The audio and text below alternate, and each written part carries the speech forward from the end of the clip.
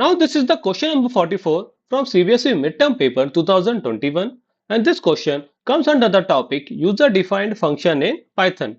So in this particular question, a Python code has been given to you and it has been asked what will be the output of this particular code.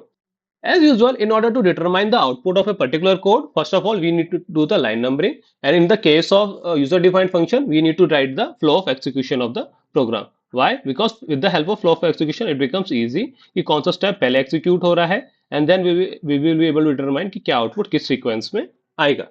Now the first thing first, it will go to line number one. Line number one पे क्या है आपका एक variable define है, इसकी value क्या है v equals to 25. Now it will go to line number two. Line number two पे क्या है function definition है. It will check कि function define हुआ है और उसको क्या करेगा execute नहीं करेगा पर memory में note down कर लेगा. Now after this one it will go to line number 7.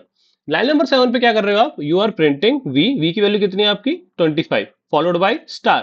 क्यों स्टार आया आपका? क्योंकि इसके अंदर कोई और पैरामीटर्स है नहीं, कोई और वेरिएबल्स है नहीं और एंड की वैल्यू क्या दे रखी है आपने पैरामीटर की star. Now it after this it will go to line number 8. 8 पे क्या होगा? फंक्शन आपने कॉल कर लिया और क्या आर्ग्यूमेंट दिया आपने? Exclamatory sign. Now after this one it will go to line number 2. Okay, line number 2 पे क्या है आपका फंक्शन डेफिनेशन है. इस केस में क्या होगा? कैरेक्टर की value will be map to exclamatory sign. ठीक है, यहां तक क्लियर है.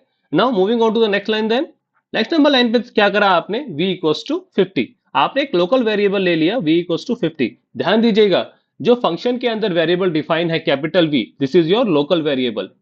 ये क्या है आपका लोकल वेरिएबल. यानी कि अगर इस वैल्यू को आप अपडेट करोगे फंक्शन के अंदर तो जो बाहर की वैल्यू है उस पर कोई चेंज नहीं आएगा, बिकॉज ये वैल्यू क्या है आपकी ग्लोबल और ये वैल्यू क्या है आपकी लोकल. हाउएवर अगर आप यहाँ लोकल की जगह ग्लोबल कीवर्ड यूज करते तो उस सिनेरियो में सिनेरियो बिल्कुल चेंज हो जाता. We will see it later. Okay, now after line number 3 it will go to line number 4. Line number 4 पे क्या है आपका? लाइन नंबर 4 पे you need to print v. ठीक है, क्या प्रिंट करना है आपको? पहले मैं आउटपुट यहां लिख लेता हूं. फर्स्ट अब तक आउटपुट क्या आ चुका है आपका 25 star. You need to print v followed by end of ch. तो v की वैल्यू कितनी है अभी आपकी 50. It will followed by exclamatory sign. Why exclamatory sign? Because ch की वैल्यू क्या है आपकी exclamatory sign. Okay, after line number 4 it will go to line number 5. Line number 5 पे क्या कर रहे हो आप? v की वैल्यू v इंटू 2. यानी कि v की वैल्यू क्या कर रहे हो आप? 50 into 2 which is 100. Now after line number 5 it will go to line number 6. Line number 6 पे क्या कर रहे हो? Print v. अब v की वैल्यू कितनी है आपकी 100 followed by end equals to ch.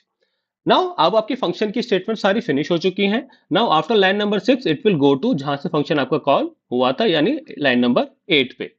Now after line number 8 it will go to line number 9. Line number 9 पे क्या है आपका? Simply print v. लेकिन ध्यान दीजिएगा v की वैल्यू 100 थी फंक्शन के अंदर. Outside the function it is still v की वैल्यू कितनी है आपकी 25. तो this will be your correct output. Value क्या है आपकी 25 into star 50 exclamatory sign 100 exclamatory sign and 25. If you wish you can run this one on ID and you can cross check कि जो आपने आउटपुट डिटरमाइन किया है वो similar output आपका आया है या नहीं. Hence for this one option number A is the correct one because this is the just output जो हमने भी डिटरमाइन किया है. Now as I told you अगर ग्लोबल आप क्या करोगे फंक्शन के अंदर ग्लोबल कीवर्ड यूज करोगे तो उस सिनेरियो में वैल्यू क्या हो जाएगी आपकी चेंज हो जाएगी. Now you need to tell in the comment box कि जब अगर हम ग्लोबल v यूज करेंगे तो उस सिनेरियो में आउटपुट क्या आएगा. Okay guys, then that's it for the day. If you have any doubt regarding this one, feel free to ask in the comment box. Okay then, thanks for your time.